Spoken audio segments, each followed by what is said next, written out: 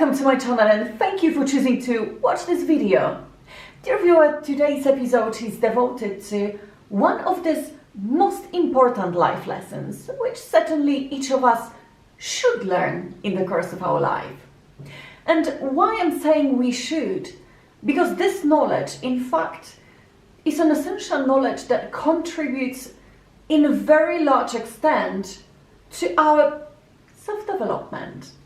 And this means that by assimilating it, it will be much easier for us to travel through our often full of unexpected obstacles and challenges life. And more precisely, we're talking about letting go of any attachments. So first of all, I would like to share with you one of my experiences that has opened my eyes to certain truth and in a way also helped me make an important life decision.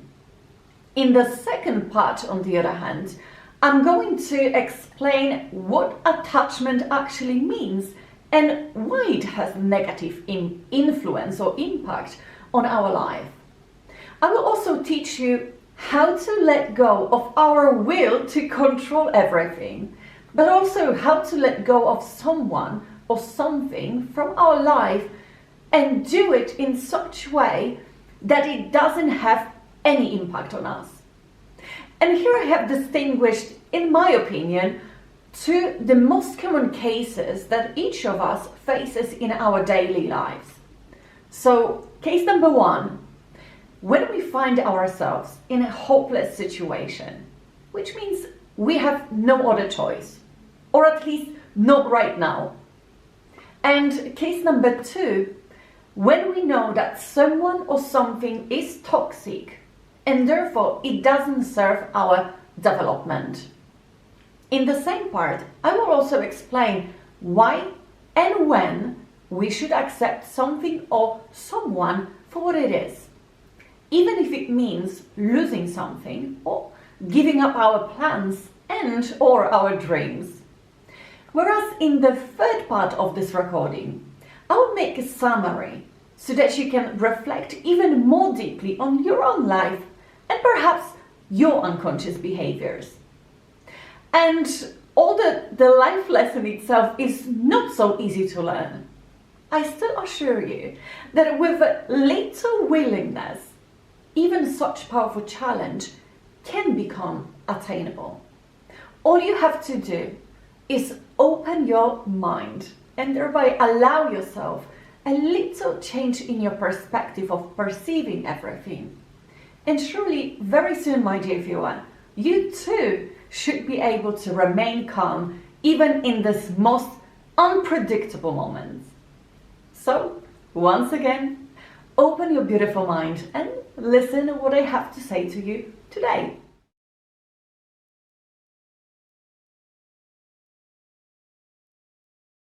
Would you agree with me that life cannot be fully planned?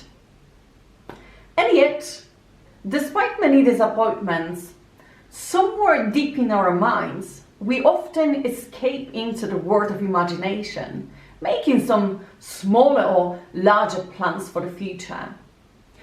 And we do this usually when we feel sad, when we feel the need to be comforted, when we feel lonely, when we feel the need to change or for change. But also when we have this unexpected surge of enthusiasm, sometimes in crisis moments, but I believe more often under the influence of our environment, our surroundings. And all the planning itself is completely safe activity. Unfortunately, it turns out that when we plan something, we make one basic mistake. We become too attached to our plans and ideas. And this in turn makes us unnecessarily create expectations for ourselves, but also for others.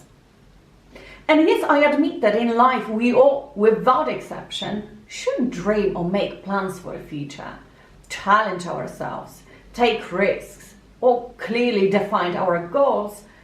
But we should also remember to keep healthy distance from our plans.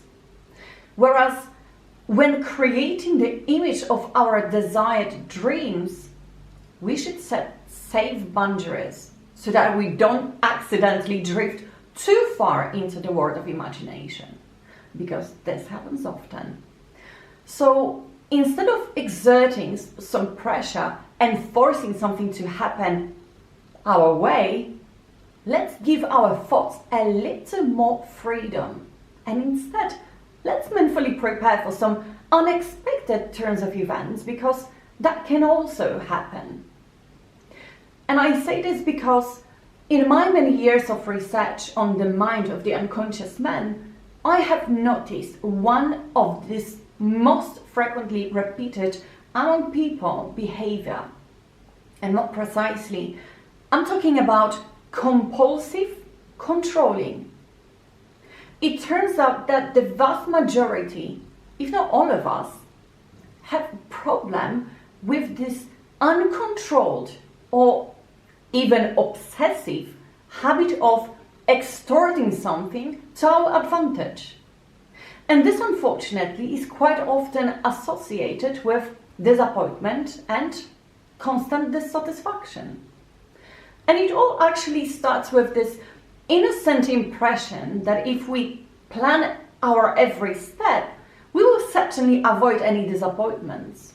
After all, making a mistake for many means failure, right? So we create some expectations for ourselves, but also for others. And thus we feel obligated to meet these expectations we have set for ourselves. But at the same time, subconsciously, we count on the involvement of others, whereas in reality, we actually hold them responsible for our end results. So if something goes wrong, then we can blame others for our failure, right? That's what we do. And we do this because it's too hard for us to admit that we made a mistake. Because in our opinion, failure means loss of control. For some, making a mistake even means losing ground under their feet. And that's what we don't want. That's what we fear, right? We become so attached to the result of our work and actions that at such moments we usually don't even consider any possible change in circumstances, which after all can take place, right? We also don't consider unforeseen accidents or unplanned events. And we don't take this into account because we are too busy indulging in our emotions. So now let me ask you, what is life if not an opportunity for self-development? Don't you think that we learn best from these most difficult experiences, but also our mistakes?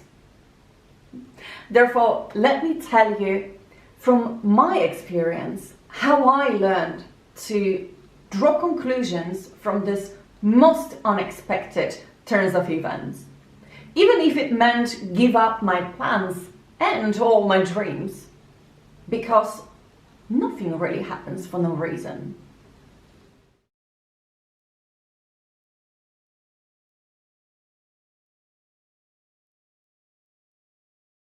Certainly, like all of us, I have also repeatedly thought about the future. For example, I often planned some major or minor changes that I wanted to introduce into my life. But also those more mundane plans like, say, buying a new outfit or holidays, visit to a doctor or meeting with my family. And to be honest, many, many more. Because the list of such things that we plan every day can really go on. So my question is, have you ever asked yourself, why do we do this at all? Why are we looking into the future? Good question. Let me tell you why. Because we want to keep everything under control. We want to control everything. And in a way, I understand it because I know perfectly well from my experience that if something went my way, I felt satisfied. Unfortunately, and I can't say the same when it was the other way around, because then all I felt was disappointment, anger, irritation, regret, and sadness. What's more, that's a funny one, while still being a teenager, I even had the impression that fate was deliberately manipulating my situation to ultimately spoil my plans. And to tell the truth, tired of constantly being disappointed, I finally gave up and stopped planning. Or rather, get attached to my plans, I should say. So from now on, instead of expecting something to happen exactly the way I wanted it to happen, I believed that whatever it was, it would definitely be to my advantage. And even if it didn't look like that at all, I still wanted to believe it. And so, in this way, I actually turned the fear of failure into the excitement of the unknown. So from now on, I was focusing only on the positive sides of everything. And some people believe that I certainly didn't lack courage. Some believe that I had a problem with organizing my time, while the others, that I simply lacked common sense. On the other hand, due to constant changes caused by taking up new activities, I was told that I couldn't make up my mind. And therefore, whatever I said or intended to do was never taken seriously, much less taken into account. And thus subjected to constant criticism, in the end, even I started to believe that in fact, everything I did was a one big mistake. Because although I really tried to go in one direction and act like the others, sooner or later, I was getting bored with the same routine. And that in turn made me feel totally burned out. I tried so hard to prove to others that I can, that I'm no worse than them, that at some point I totally lost the whole meaning of my life. And here, let me picture a situation I have often find myself in, so you know what I'm talking about. For example, as soon as I started a new job, without even thinking, I would agree to all the worst and longest shifts. Literally, as if I wanted to prove to everyone that I deserve this job, that I can do it. So from the very first day, I would totally devote myself to this job, to learn my duties as quickly as possible, because I wanted to do them the best I could. But not only that, because I also wanted to learn everything about the place and the people I worked with. Funny one. But, on the other hand, when I had mastered all my responsibilities and saw no further development opportunities, I had that burnout feeling again. So much so that I felt the urge to quit my job immediately. And this in turn usually ended up taking a completely new direction, because these changes usually affected every aspect. So first I devoted myself entirely to something, only to disappear literally a moment later. And the whole problem was that I couldn't set healthy boundaries for myself. Because you see, back then it seemed to me that if I fully devote myself to my duties, I would be noticed and maybe even rewarded for my efforts. Unfortunately, with the passage of time, it turned out that the more I tried, the more they actually required from me. Until finally, I began to believe that I would never be able to meet the expectations of others, because the bar was still raising, and I was so tired because I didn't even give myself a moment to rest. And frankly speaking, at the beginning I was terribly angry with myself. And I was angry because I couldn't settle in one place like others and decide what I really wanted to do. And when I felt that I had already failed my dad's expectations enough, I actually decided to leave the country and, despite everything, live in my own way. Because for some reason, the reality that was presented to me didn't match my feelings, much less my beliefs. And although I knew that it wouldn't be easy for me alone, I still thought that pretending to be happy was worse. So I just couldn't see myself living like the others. I just couldn't. So according to this fan, school, studies, and then work home, and so on, 9 to 5. And I couldn't because I was interested in adventure. I wanted to study everything, be everywhere, try new things, go into the unknown, get to know everything that was foreign to me. I wanted to test different waters, meet new people. And this requires courage and trust. Trust in higher power, trust in yourself and your own abilities. But how can you learn to trust yourself or learn about your own abilities if you live limited to following the patterns imposed on you? Impossible. And that's why I chose my own way. I wanted to find out who I really am. And above all, I wanted to know my potential. Because by deciding to travel into the unknown, you never know what will happen to you the next time. So you won't even be able to prepare yourself properly. You will always have to face new tasks, and therefore you need to be open to constant challenges and change. Which also means that at the least expected moment, you need to be ready to go beyond your comfort zone. And this in turn means that you will also have to face your fears, face obstacles, and often make important decisions without much thought.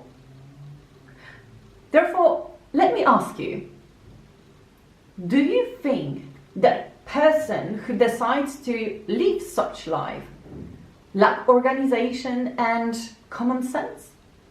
Or maybe it's just a hasty assessment of a man who is afraid of change and loss of control. And of course, I don't want to prove to anyone that perhaps someone is making a mistake in taking one direction and leading to some specific pattern, because this is not a mistake. Let's make it clear. How we choose to live is our individual matter.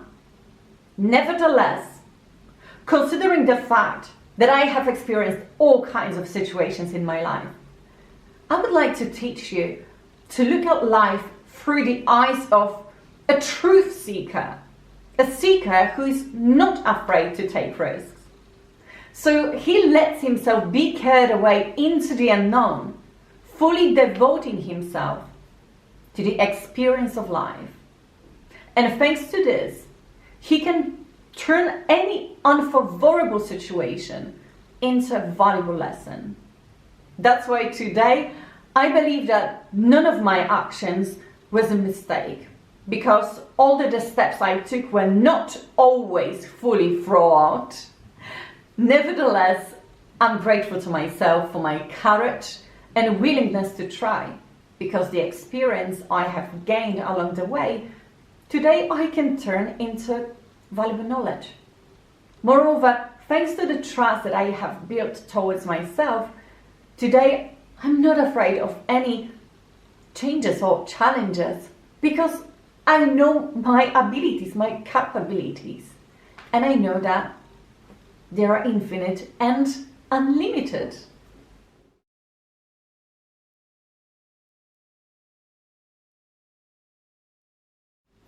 Attachment is a conscious or unconscious feeling or state that gives us, in a sense of comfort and security. Attachment primarily arises from the need to feel specific feelings that are related to a person, place, or thing. So, for example, when we say that someone becomes attached to a person, place, or thing, this type of attachment usually arises from our sentiment towards someone or something. So in reality, our attachment to someone or something is only an illusion based on memories and feelings from experiences related to a specific person, place, or thing. And while memories can put a smile on our face, when we become too attached to the past, we unconsciously lose what we could experience here and now, my friend. But attachment doesn't just mean attachment to our memories, because attachment can also apply to our workplace, occupation, material goods, favorite foods, social status, our views, beliefs, traditions, and even our habits, behaviors, and our addictions. So attachment in this sense is like creating a bond between us and some value. And to such values we usually assign the prefix mine, which in turn causes that we begin to unconsciously identify with it. And here, for example, we say, my favorite coffee, I love my cake, my traditions, my beliefs, my house, my money, my car, my workplace. But we also say, I am a teacher. I'm a follower of this particular religion. I'm Catholic. I'm Muslim. I'm rich. I'm poor. I'm Polish. I'm Russian. I'm strong. I'm weak. And so on. And here, as you can see, both the first and the second cases are proof of our unconscious attachment to someone or something. And although on the surface it seems to be a meaningless detail, because that's what we used to say. However, it's this small detail that actually makes us unconsciously limit our possibilities and potential.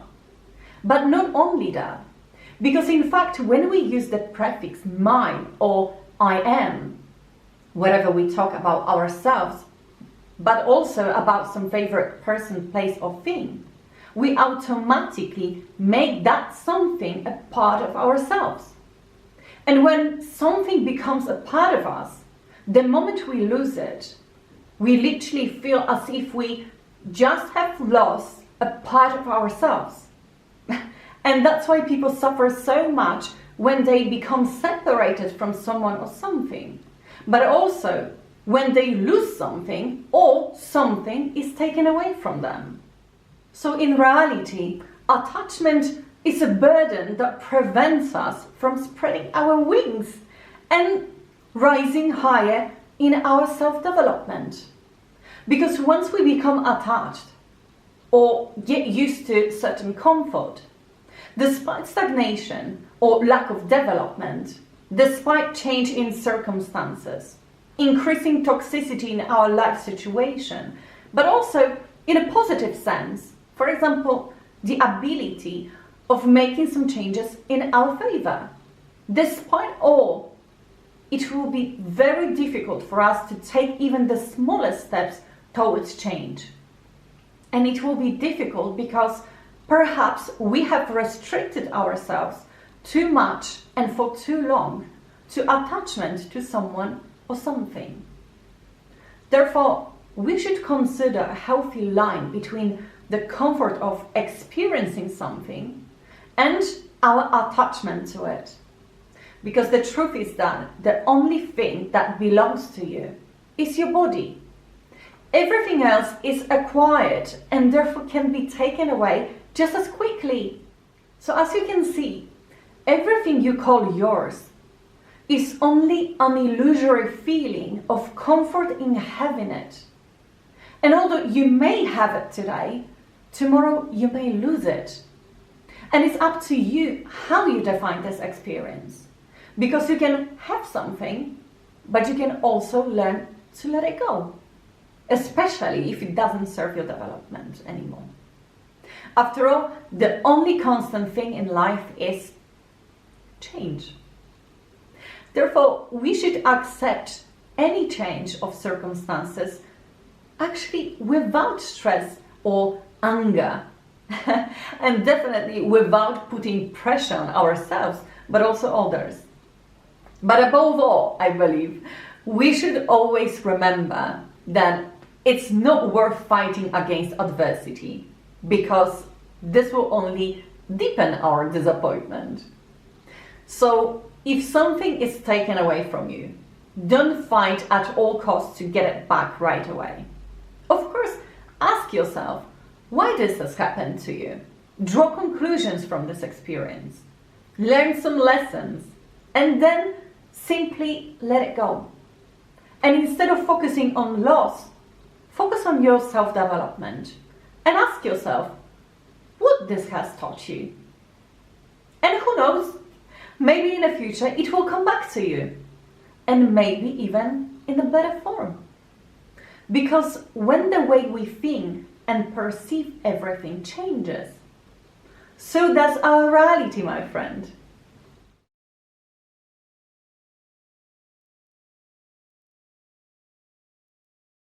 The art of letting go. I call it an art because letting go of someone or something is a very difficult skill to learn. That's why it's easier to talk about it than actually to do it, but it's doable. So imagine, my friend, wouldn't life be much easier if you could learn to be neutral about everything? And more precisely, if you could learn to don't get too angry when things don't go your way, but also to control the dose of excitement when, for example, you achieve the desired goal. Because you see, in the past, I have experienced disappointments many times. And it was actually at times when I was convinced that everything would go my way. Unfortunately, due to my vanity, I believe, I wasn't able to see the mistakes I was making along the way. So, for example, I used to put a lot of pressure on myself. I was forcing specific results. I was overworking myself, that's the big one. But also doing things against my own will and feelings. And all this just to prove to myself, but of course also to others, that I have everything under control. Unfortunately, it turned out that my efforts and sacrifices didn't bring the desired results, but quite the opposite. So no matter how good my intentions were, how much I needed it, or how important it was to me, when you approach something with a negative attitude, you unconsciously push it away, and instead you manifest the opposite of what you actually desire. So in other words, when you force something, when you put pressure on yourself, when you do something against your own feelings for the sake of achieving a goal, it's quite logical that you will not achieve it. And you will not achieve it because none of your actions actually prove your confidence in yourself and your own abilities. Because if you believe that you should always give more of yourself, in fact, your belief indicates that you rate your own abilities quite low. So the question is, how can we prevent another disappointment? To tell the truth, there are many ways. And among them, there is one, in my opinion, that's most effective.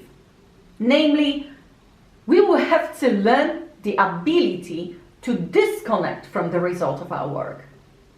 And yes, I know, it's not an easy ability to learn, but still it's doable. So let's break it down into steps, what we need to do.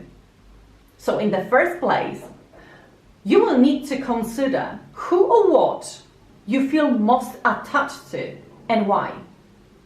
Then ask yourself questions like, what exactly does this relationship, this place or thing bring to my life? What feelings does it evoke in me? Does it help or perhaps reverse my development? And finally, ask yourself, how would you feel if you lost it? And why?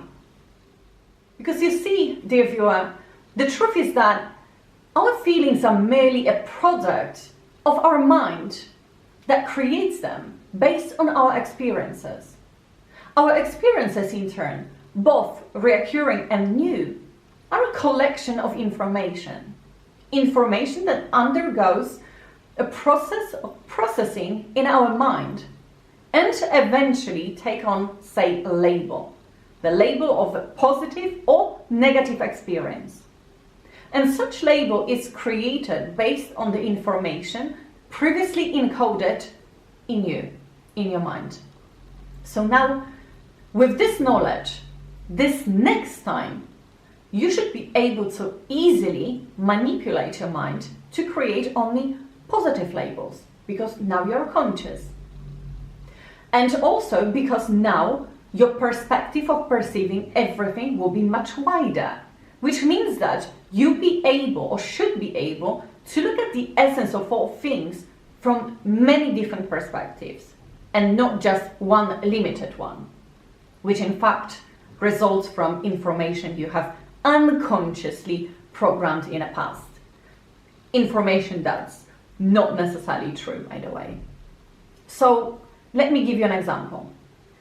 If in the past you considered failing an exam as your failure, just because you were told so to believe, this next time, instead of getting angry or sad with yourself or at yourself, you can say to yourself, hey man, nothing happened. It's not the end of the world. This is just an exam. And by the way, you've taken it for yourself and not for others. Besides, additional study will only enrich and consolidate your knowledge. And thanks to this, you will never forget it, I guarantee you. So to summarize it, always look for the positives of everything that happens to you. And if you missed something the first time, there is surely a reason for it.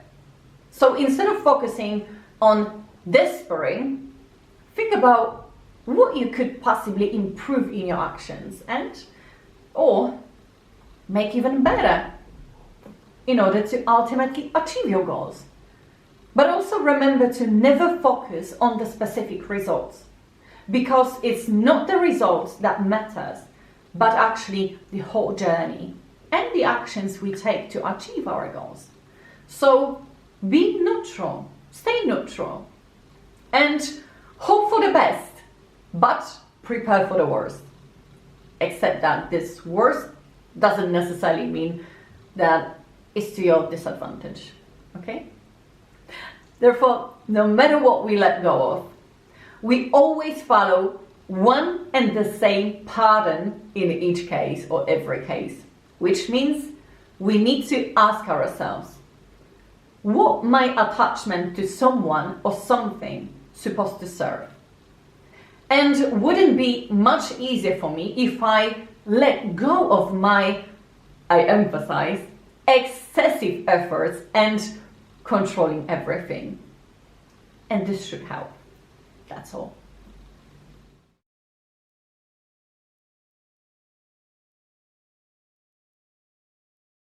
Dear viewer, the obvious fact is that we have no influence on external factors. But what we can control is our thoughts, feelings, and the actions we take. And so basically that should be enough for us to accept everything for what it is, right? And yet, it turns out that we have to face again a real challenge. Because the harm that person can experience seems to have no limits. And more specifically, we are talking about random accidents, natural disasters, wars, loss of material possessions, death of loved ones, sexual abuse, being a victim of bullying, or serious and chronic illnesses, and much, much more. As you can see, the list can go on and seems to have no end. So in that case, how to perceive this type of twist of fate? Is it really a coincidence that something unpleasant happens to us? Or perhaps it's a life lesson to teach us something. Maybe let's start with the fact that in this three-dimensional reality, such experiences will be perceived by the unconscious man as punishment. Therefore, such person experiencing some unpleasant sensations over and over again often loses his faith and even blames God or other people for his misfortune. And by not drawing any conclusions or learning any lessons from these experiences, such person unconsciously exposes himself to even more unpleasant sensations and experiences. And so until he converts to the right path, and eventually he will begin to trust. But also he will learn to draw conclusions and learn lessons from all these unpleasant experiences. So in that case, the question is, what lesson can you learn by losing all your fortune or your loved ones? Dear viewer, the only solution is to go within and dive into your own interior, because that's where you will find all the answers to these most difficult questions. Besides, let's remember that each of us is at a completely different stage, and therefore the situation of each of us is very individual, and this means that each of us has to learn something completely different. Therefore, there is no single answer as to why this something happened to me or to you. But one thing is certain: everything that happens to you or for you is to help you in your self-development. So the more difficult the lesson to learn, the harder our experiences will be. And the more such lessons to learn, the more of difficult experiences we will have to experience. And that's because you have perhaps been putting off everything for too long. So if, let's say, you didn't learn some of your lessons in previous life cycles, those lessons plus some new ones will move together with you to the next life cycle that you start. And here, of course, we must know and remember always that such lessons always come with difficult experiences. Therefore, we can say that by losing all possessions, you can learn, for example, trust, hope, gratitude. But the most common, I think, is detachment from attachments. And since the unaware man is often unable to see by himself that he's doing some evil things, or that he's doing something to his own or others' disadvantage, therefore, through all these kinds of difficult experiences, we get the opportunity to actually learn these lessons. And as a result, we can change for the better. However, on the other hand, the longer we ignore these possibilities, the more difficult our experiences will be. Until eventually we will have to face an enormous challenge that now we will certainly no longer be able to ignore. And that's what I learned the hard way. That's why today, by sharing my experiences with you, I'm actually passing on to you the knowledge that I have gained during all these difficult experiences, so that I can hopefully help you awaken to your truth and thus prevent all these unpleasant events from happening. So the answer to our question, how can we accept everything as it is actually through faith. Faith that everything has its purpose and meaning. Faith that we can handle any situation. Faith that everything is happening in our favor. Faith that everything or every experience will strengthen me and therefore build me stronger. Also the belief that I am never alone because God is in me. And above all, by believing that loss is not loss, but actually gain. And perhaps not material gain, but certainly more valuable one, because gain in spiritual development.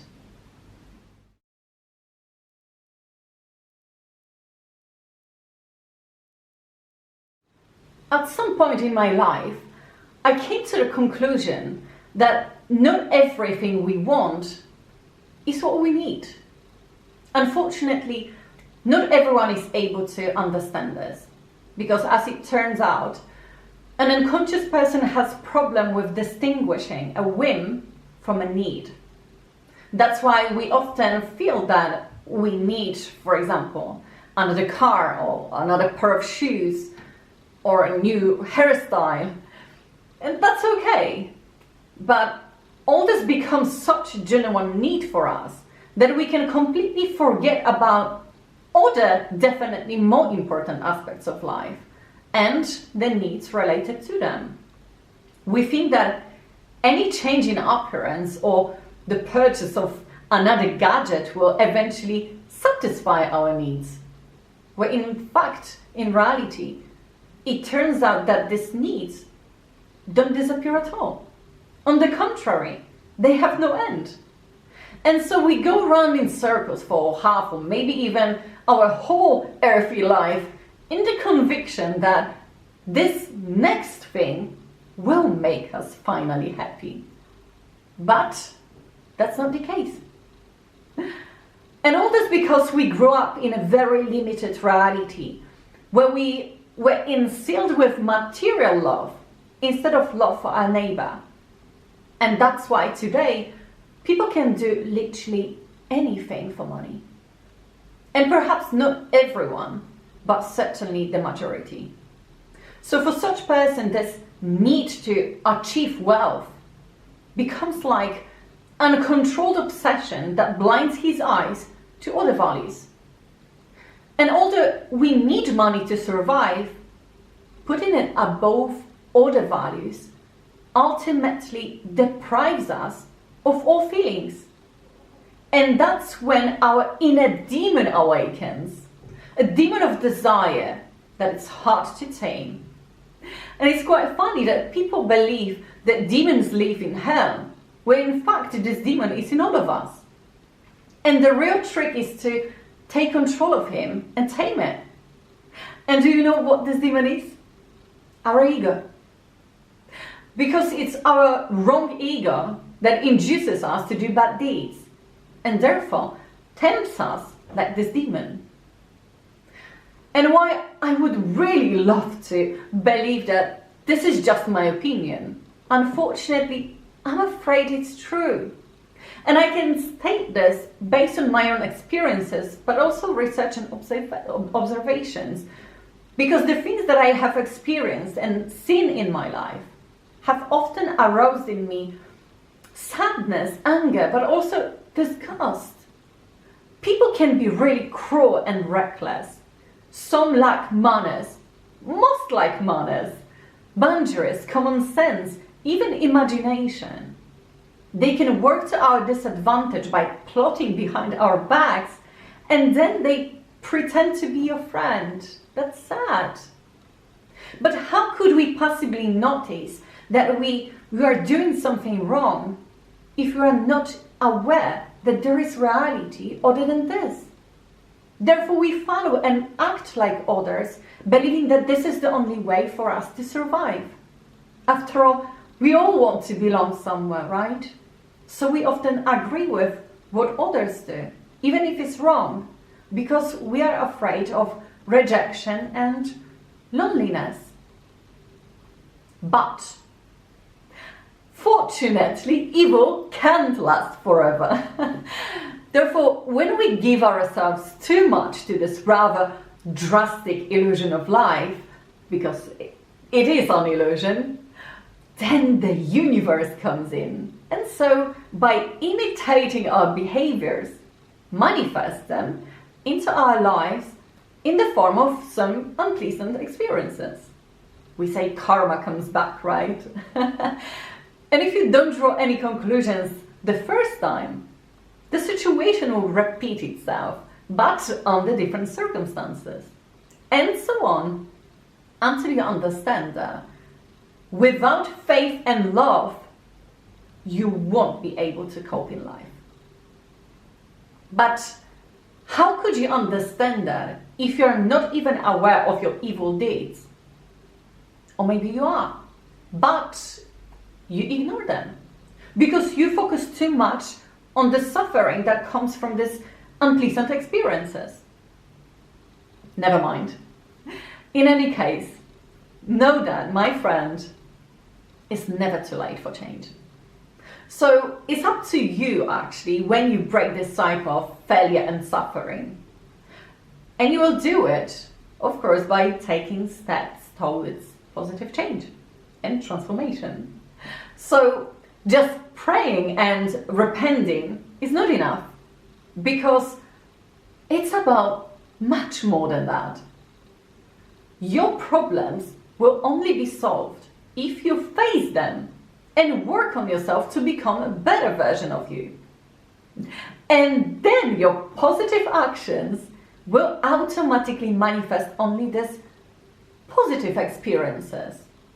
That's how it works. And remember, God or the universe helps those who help themselves. So to make such transformation, you will need to detach yourself from your attachments, such as bad habits, addictions, we said toxic people, material goods, toxic places, limited views, beliefs, or traditions, and so on. You know exactly what I'm talking about. Because as I have already said, attachment limits our possibility for development. So free yourself from this bondage, and instead of overly devoting yourself to your desires, work on balancing every aspect of your life. Keep moderation in everything you do. Set boundaries, healthy boundaries. Think about what works for you and what doesn't. And let it go. Without conscious, let it go. And remember that whatever happens to you has its purpose and meaning. Therefore, seek valuable lessons in everything that happens for you, actually. And instead of focusing on the results of your work, focus on the entire journey so that you can fully consciously take your actions and steps. Whereas from these difficult experiences, learn to find a positive side, but also accept the dual nature. After all, there is no good without evil, and no evil without good, right? Also, never fight your mind, but work on it, work it out, and understand it, try to understand and tame it. Therefore, let go of controlling everything and simply try to trust yourself, because only in this way you allow yourself to find out how much potential lays in you. And last but not least, if something didn't go your way, don't panic. Instead, just adapt to your new circumstances. That's it. And don't look for the answers to these difficult questions in the outside world, in the books, but by diving into your own interior. And once you have worked it all out, you will certainly find that giving up your plans or dreams in favor of self-development is, or perhaps can be, your best decision. Because as you progress, your niche will change, and also your dreams.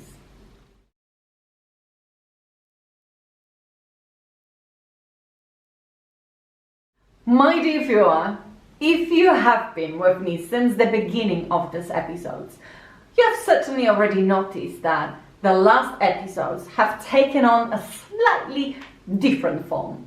So now I'm no longer telling you in detail about my experiences, but rather sharing with you the knowledge that I have gained from having all these experiences. So as you can see, my words confirm that whatever happens to us or for us is actually meant to teach us something. So what can you expect from the next upcoming episode then? Certainly another dose of this unusual knowledge, because in the next episode I will tell you in detail what inner transformation actually is and why do we call it rebirth. In religion we call it the resurrection. However, I call this beautiful experience rebirth. An inner transformation that leads to the death of your old version so that you can be reborn a completely different person. And all of this happens in one and the same life cycle without ever having to leave the physical body. Therefore, I cordially invite you to the next upcoming episode. I truly hope that this video has motivated you and make you reflect on your own belief system. And thanks to this, you'll be able now to look at your life from a completely different perspective. And I, of course, as always, wish you perseverance, patience, a lot of strength, determination, of course, and whatever you really wish for yourself in your search for your own truth. And if you like this video, please give it a thumbs up and share the link with your family and friends. And if you haven't subscribed yet to my channel, please do it now. And so you will help me expand this channel and, of course, reach even larger audience. And since every interaction really counts for me, I would like to thank all those who have been, who is, and will continue to be. Thank you for your time and support. It really means a lot to me. Thank you from the bottom of my heart. And I sincerely hope that soon, together, we will change this world for the better. So, thank you once again, and until next time, my friend. Hey.